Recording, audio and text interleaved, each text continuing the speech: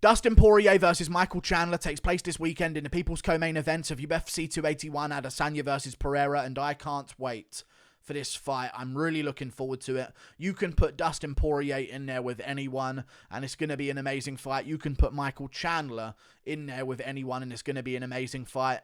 And you put them in there against each other. I think it's going to be absolute chaos as long as it lasts. However, I don't see it lasting long. I think both of them have a high ability and chance to be able to finish each other. And I think that maybe Dustin Poirier has a higher survivability than Michael Chandler does, because I feel like he gets dropped a little bit less easily. I think people really underrate the chin of Dustin Poirier, and Michael Chandler seems to get dropped and hurt in a lot of his fights that he has, even against Tony Ferguson, who isn't really one of the hardest hitters in the lightweight division. I mean, Tony Ferguson hasn't really dropped anyone in a very long time, and shouldn't be dropping Michael Chandler in the form that he was in that fight. I know he looked good, but still, look at him against Nate Diaz. That one Chandler KO can't have changed that much in the ability of Tony Ferguson. So that does worry me a little bit. However, this is going to be a good one, and I'm looking forward to it. And I do believe that if Michael Chandler wrestles against Dustin Poirier, he can win this 3-round fight. He can easily win it.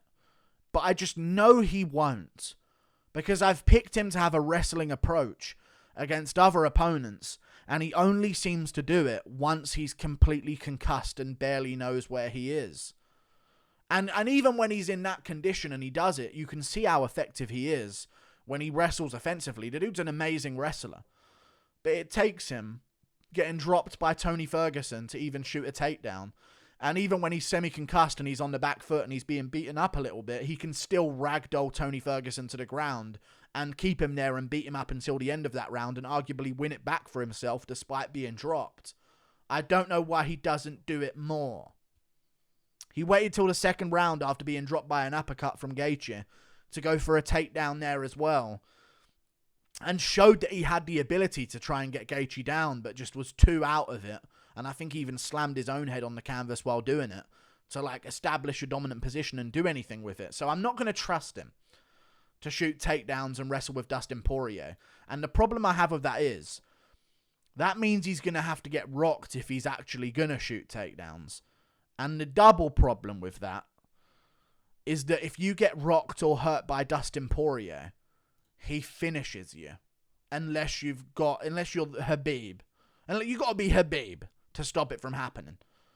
If Poirier sees you hurt in front of him, he is one of the best fighters in the world at finishing people that are already on the way out of it. You know what I mean? He really does have a next level way of landing multiple punch combinations to finish off a rocked opponent. And I can just see Michael Chandler getting rocked in this fight and hurt. I can see him trying to go for leg kicks early, trying to set up some big shots and just leaving himself open while he does it and getting caught by a Dustin Poirier, because if Dustin Poirier's starting fast, he can start fast. We've seen him in other fights, take a bit more of a careful approach to a fight and see what his opponent's going to do with him and see what the opponent is going to do. But then we can also see in other fights, like against Bobby Green, who doesn't get finished. Carlos Diego Ferreira, who doesn't really get finished by, split decision to Beneil Dariush, only got finished by Gamrot because of, a bit of an injury or something like that. It was a weird finish, you know what I'm saying? He doesn't get smoked. Whereas Dustin Poirier smoked Carlos Diego Ferreira. He smokes Bobby Green. Fiziev almost lost and arguably did lose that fight against Bobby Green. You know what I mean? Dustin Poirier has a real ability to seek and destroy in the early round, and I think that's what he's going to have to do here.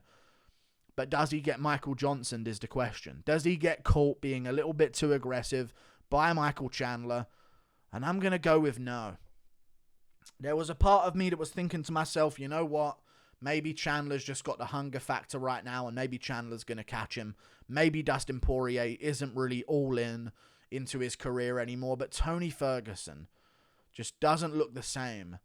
And the fact that the Tony Ferguson that showed up against Nate Diaz was able to drop Michael Chandler and outstrike him for about 3 minutes of that first round is diabolical for Chandler. I don't like that at all. I really don't like that. I really don't. And I know he got a big KO and he's got a lot of momentum right now, But I think Dustin Poirier knows, and I think even like the UFC mentioning that this could be a title elimination bout is going to, move aside all of those other ideas that they have about, maybe this is the last one. Like, for Poirier, this is like, a title elimination bout? Bet. I'm going to put everything into this, and I'm going to give myself a chance to maybe earn another title shot. So I think the motivation's going to be there. And even if he does get hurt, I don't see him going out cold. I really don't. Chandler's a very explosive guy, but Poirier doesn't give opponents respect, and he goes straight at it. Dan Hooker was backing up a bunch early on against Michael Chandler and just basically circling into a punch the entire time. I'm probably going to break that down at some point this week on my second channel, the MMA Guru Clips. Check it out. Whereas Dustin Poirier gets straight into it. Big shots straight away. We saw that with Justin Gaethje. We saw that with other opponents. And Chandler seems to rely on that one Hail Mary opportunity a little bit too much. So I can trust Dustin Poirier to, even if he does end up losing, to at least be winning the majority of the fight until that happens. And I think if he's winning the majority of the fight, Chandler's going to get dropped. Chandler's going to get hit by something he don't like.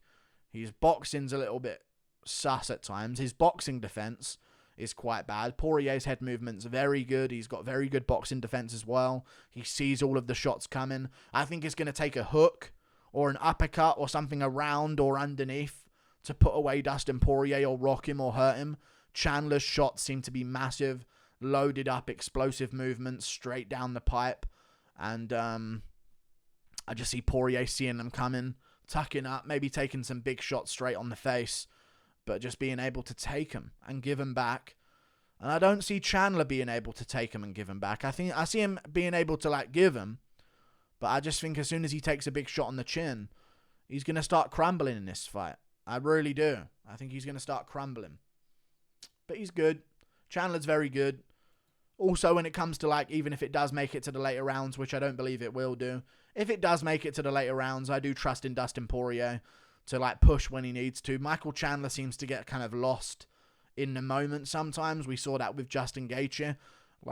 Before you tell me, it's different, this time he's going to be serious. The Justin Gaethje fight was huge for him.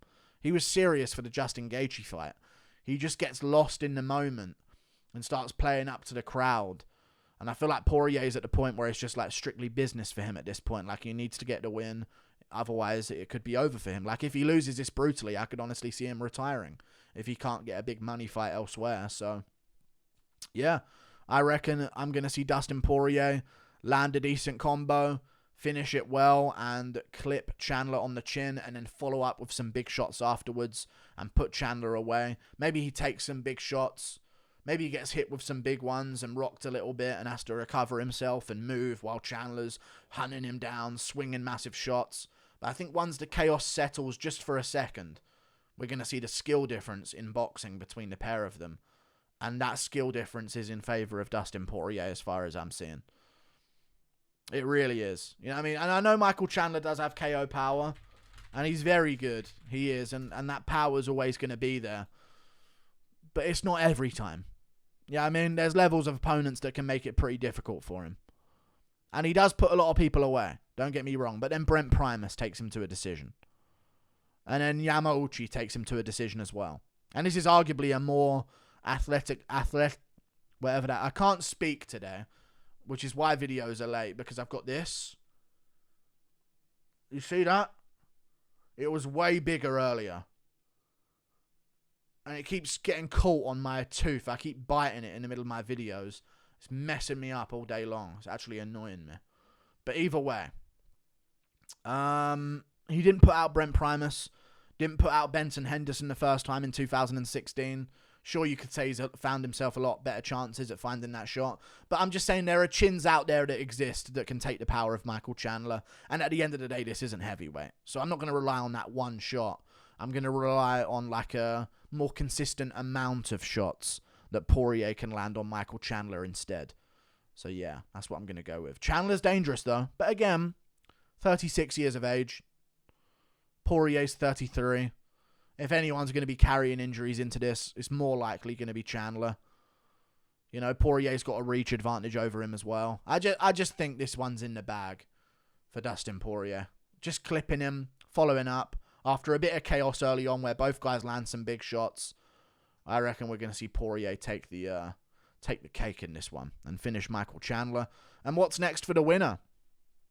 I don't think it should be a title shot, but the UFC thinks it's going to be a title shot. So if they don't make Islam Makhachev versus Alexander Volkanovski in Australia, then it's going to be a title shot for the winner of this. However, I think the winner of this should get like a Beneil Dariush. You know what I mean? Maybe if Chandler wins, they do Oliveira Chandler for a chance at who gets a title shot next, and do just Beneil Dariush for the belt now if they're not going to do the Volkanovski fight. You know what I mean? But I want to see some fresh matchups. I know I just said I want to see Chandler Oliveira too, but that was at least a little bit far removed. But about the winner takes on Fiziev. Fiziev's been doing a lot of hard work. Dude can't get a title shot himself. Come on now. Seems pretty unfair the way they're treating the top lightweights. Maybe we could see a rematch against Gaethje for either one of them. I don't know what Gaethje's doing right now. Probably playing golf, the loser. So we'll see what happens with Justin Gaethje. Maybe he won't even come back, to be honest with you, but we'll see. Could be interesting. I'm just going to go with Dustin Poirier getting this one done. Late first round TKO is how I see it going. So, yeah. Going to be a good one. Like and subscribe. Thank you for watching. Toodle pip. I'll see you later. Goodbye. Yeah.